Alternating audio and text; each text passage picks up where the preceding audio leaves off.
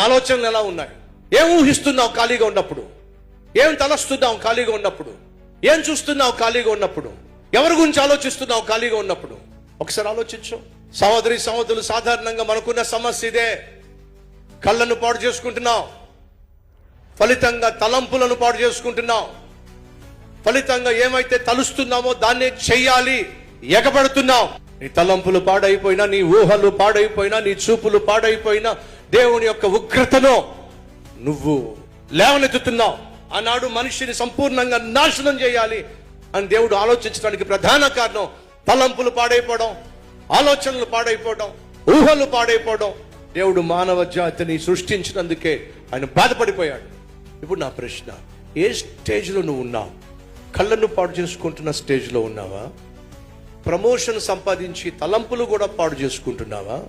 కళ్ళు తలంపులు పాడు చేసుకుని ఇప్పుడు శరీరాన్ని పాడు చేసుకుంటున్నావా? ఎక్కడున్నావు నువ్వు? ఈ ప్రశ్నకు జవాబిచ్చే ప్రయత్నం చేస్తావా?